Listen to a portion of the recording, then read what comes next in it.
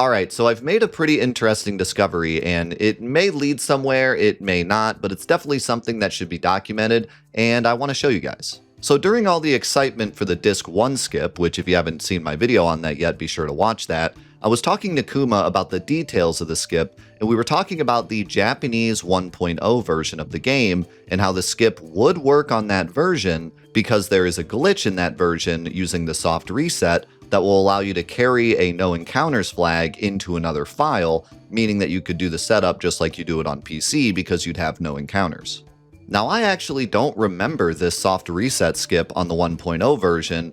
It's probably something I heard about in the past and just thought it sounded cool but didn't really delve into it at all. But this time, I looked at it and thought to myself, wait, if we can hold a no encounters flag using a soft reset into another game on console, Japanese console in this case, then does that mean that we could potentially warp using the same strategies we use on PC?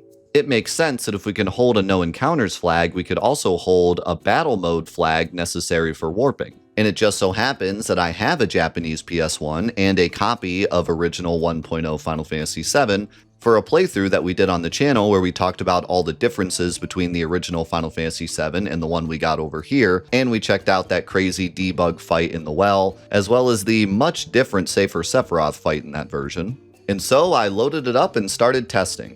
And what I found was peculiar. First of all, you can indeed hold battle mode flags on the original 1.0 version of Final Fantasy VII on a physical PS1 console.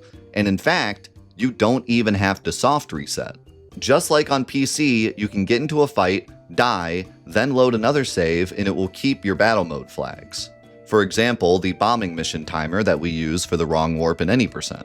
Now, this is really bizarre because I had always thought that the reason this works is because of the way that the PC version handles memory, but it's working here on a physical PS1, so apparently this was just a glitch in the code that they had fixed for the international version. Now, this is kind of crazy because that would mean that Square knew about the bug in 1.0, fixed it for the English version that we got, and then forgot about it for the Steam version and re-implemented the bug again. And that seems so strange to me because there are some bugs like the Magic Defense bug that was in the 1.0 version and in the English version, but was then fixed for the Steam version. But somehow this one fell through the cracks. Now, in order to prove this theory, I would have to make sure that it's not just the physical Japanese PS1 that maybe clears memory differently than the English PS1. And I realized I can do that because of the international version. The international version of Final Fantasy VII is essentially the version we all got in English, but translated back to Japanese, and it works on Japanese PS1s. So I threw that bad boy in, and guess what? It doesn't work. Now, unfortunately, even though we can carry the battle mode flags, warping doesn't seem to work on the Japanese 1.0 version.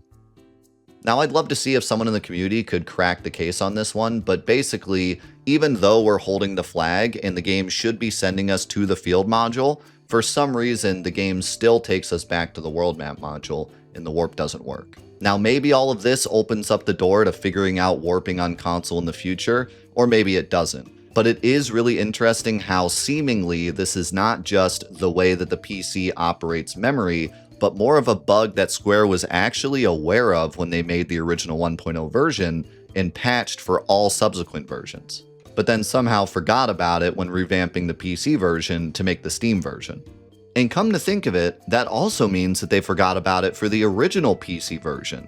So either Eidos didn't know about it, or Eidos introduced something new that caused the glitch to happen again. Either way, this is just something I wanted to document because it's made me think a bit differently about how warping works, and it's also just so cool to see the battle mode flag being held on a physical PS1 disc, something that I never thought I would see happen. Now, real quick, in my Disc 1 skip video, I talked about how the community was trying to find a method that would work on the original PS1 version, and that method has been found. I'm going to talk about that a little bit more in another video, but that means for the first time ever, we can finish the original Final Fantasy VII that we all grew up with on a physical PS1 with Aerith living to the end of the game. And that is exactly what we're going to be doing for my next playthrough of Final Fantasy VII. So if you're interested, on my Twitch channel, twitch.tv/DeathUnitesUs, I'm going to be doing a full playthrough of the game using Disc 1 skip and taking Aerith all the way to the end and beating Safer Sephiroth with Aerith. We're going to be starting that playthrough right after I'm done with my Final Fantasy IX Scavenger mod playthrough, and if you're someone that doesn't watch Twitch, I will be uploading a video about the skip onto YouTube, and if you want to see the entire playthrough but you can't make it on Twitch, I plan on putting the entire playthrough on my Patreon. So that's it, just wanted to announce that and also talk about this discovery. I will see you either in the full playthrough of the Disc 1 skip run or the highlight video that I upload here on YouTube.